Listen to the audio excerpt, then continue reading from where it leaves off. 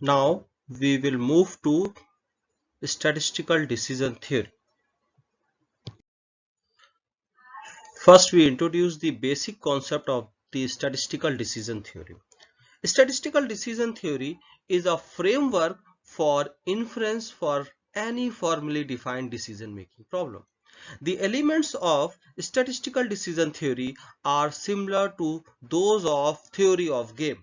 In particular, statistical decision theory may be considered as the theory of two-person games, in which nature takes the role of one of the player and the other player we assume as a statistician. The so-called normal form of a zero-sum two-person game consists of three basic elements. The basic elements, first basic elements is the a non-empty set theta of possible states of nature, and in estimation theory or in statistical problems we assume that theta is a parameter and capital theta denotes the parametric space. Second element, a non-empty set script A of action available to the statistician. When nature chooses an action theta and statistician takes their action A from the set of actions, a consequence that is we call as the loss function L theta A occur. It is a real valued function defined on the plane of the parameter space and action space. A game in the mathematical sense is just a triplet of parametric space, action space and loss function. This terminology basically provide a bridge between the statistical decision theory and the theory of game. The loss function L theta A is a consequence of choices of two actions. One is chosen by the nature and other action is taken by the statistician. This consequence is a basically loss to the statistician. Okay, loss function may take the negative value. If a loss function take negative value, it means that it is a profit of the statistician. When it takes the positive value, that positive value indicates the loss of the statistician. If L theta A is equal to 0, it means that whatever the action is chosen by the statistician, there is no loss.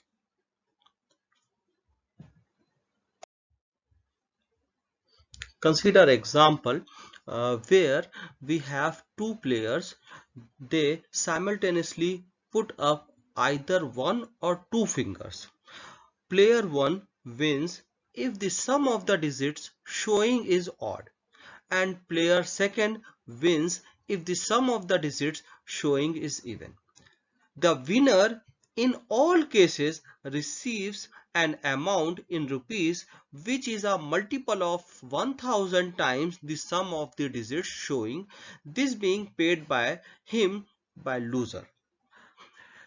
If we consider this game as a statistical decision theory, so we just identify the three basic elements of the statistical decision theory, which is shown as a triplet of the theta, script A and L. So we first call as the player 1 we tag as nature, and player 2 we tag statistician.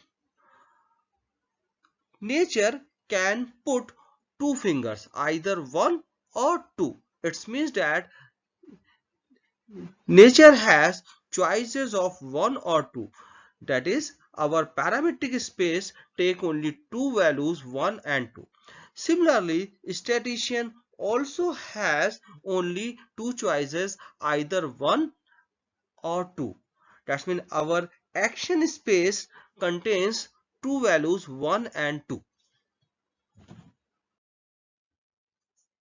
As a consequence of the choices made by the statistician and the nature, we get the loss matrix as when theta equal to 1, it means that the nature puts one finger, and a equal to 1, statistician also put the one finger. That means sum of the digits is 2, a even number. It means that statistician win. Nature paid an amount of 2000 to the statistician. So since we are making the loss matrix as a matrix loss of the statistician, so we indicate minus of 2000. This means that negative signs indicate that it is a profit of the statistician. Okay, and this amount will paid by the nature. Similarly, if theta take 1 and a is equal to 2, it means that the sum of the digits is 3, which is a odd number. So the loss is incurred as a 3000. This 3000 indicate that it is a loss to the statistician. This amount paid by the nature. Okay, similarly we can find other entries of this matrix. Now we consider another example. An investor must decide whether to buy a mutual fund or a fixed deposit. If the investor buys the mutual fund, they can be redeemed at maturity for a net gain of 5000 rupees. There could be a default on mutual fund, in which case the original 10,000 rupees investment would be lost. If the investor instead puts his money in fixed deposit, he will be guaranteed a net gain of 3000 rupees over the same period of time. Here, action space is given by A1, A2, where A1 stands for buying a mutual fund and A2 stands for buying a fixed deposit. Likewise, we consider capital theta parametric space as a theta 1 and theta 2, where theta 1 indicate the state of nature, no default occur, and theta 2 the state of the nature of default occurs. As a consequence of the choices, we get the following loss matrix. When nature choose action theta 1 and statistician choose action A1, it means that there is no default occur and statistician chooses the mutual fund. That is, there is a profit of the statistician of 5000 rupees. That means we are getting the minus of 5000 is a loss to the statistician. Similarly, if a statistician choose the action of A2, that means fixed deposit, then there is a profit of 3000 rupees. We indicate as the minus of 3000 as a loss. If the nature choose action A2, that means there is a default. In this case, if statistician choose A1, the original money of 10,000 will be lost. That means there is a loss of statistician of 10,000. If statistician chooses the mutual fixed deposit, that is action A2, then there will be the no loss for the statistician. It means that he gain a profit of minus of 3000.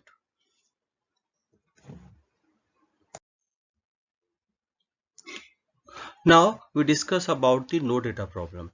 A decision making is said to be a no data problem when there is no data available. The main goal of the decision making is to find an action which incurs the least loss. To deal with such kind of problems, we measure how good an action is by taking the expected value of the loss function, which leads to the principle of Bayes. Basically we call as the conditional Bayes principle. Now we define the Bayes action. First we define the Bayesian expected loss. Let pi be the probability distribution of theta. Then Bayesian expected loss of an action A is defined as rho pi A equal to expected value of L theta A. Here expectation is taken with respect to the prior probability pi. The conditional Bayes principle suggests that choose an action A which minimizes the Bayesian expected loss rho pi A. If such an action A exists, we call it Bayes action and will be denoted by A pi.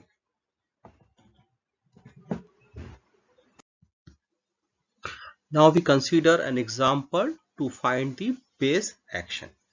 We continue the same example to of the investor, where we have two states of nature, that's mean default or not default occur, and statisticians has two choices: invest in the mutual fund or in the fixed deposit. Okay, so assume that the investor estimate the probability of a default, that means state theta 2 to be 1. Okay, it means that the probability of non default occur is 1 minus p. This is a prior probability and these are estimated on the basis of the investor experience.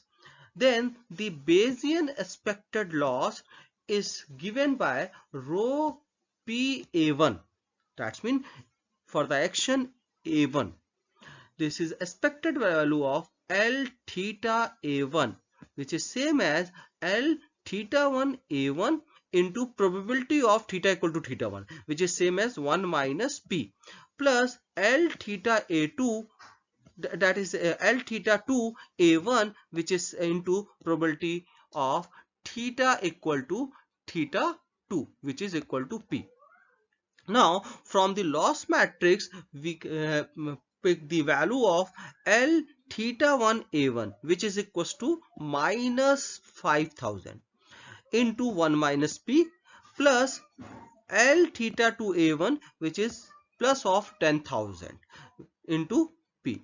If we simplify this equation, we get 5000 into 3p minus 1. Similarly, we will compute the expected Bayesian expected loss at the action A2.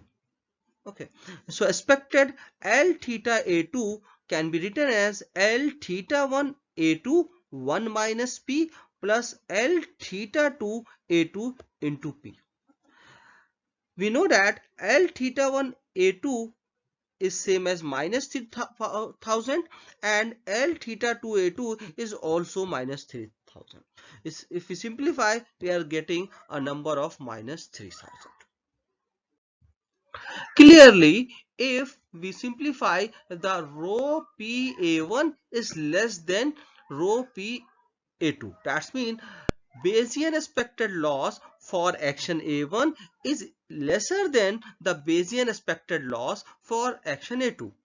After simplification, we get P is less than 2 by 15. It means that whenever our prior probability P is less than 2 by 15, the loss, expected loss for action A1 is lesser than expected loss of for action A2. It means that A1, action A1, that's mean mutual fund, is the Bayes action if P is less than 2 by 15. Reverse side, if P is larger than 2 by 15, then the Bayes action will be A2, that means fixed deposit. If P is exactly equal to 2 by 15, it means that both of the expected loss for action A1 and action A2 are equal. In this situation, the both actions are the base action.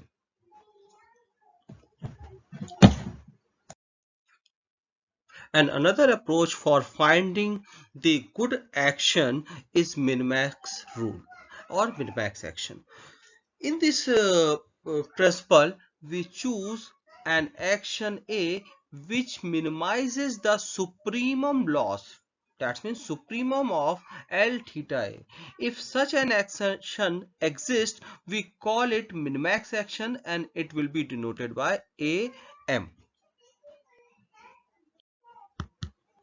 Now we will continue the example number 2. In example 2, we have considered the problem of choosing the mutual fund or fixed deposit. Okay, in that example, we have constructed a loss matrix given by this one. So for choosing the minimax action, first of all, we calculate the supremum loss function for each action. So here for first column, this one shows the losses for the action A1 and this column show the loss for the action A2. If you consider the supremum loss for action A1, which is a maximum of minus 5,000 and 10,000, it means that 10,000 is the maximum value among these two. Similarly, if we look the maximum over these two values minus 3,000 and 3,000, we get this is a supremum. So the value 10,000 and minus 3,000 will be the supremum loss function. Now minimax principle suggests that choose an action which minimizes the supremum loss function. It means that among these two supremum, the minus 3,000 is the minimum value. That means the loss function A2 is the minimax action. Minimax action suggests that choose the fixed deposit, not the mutual fund.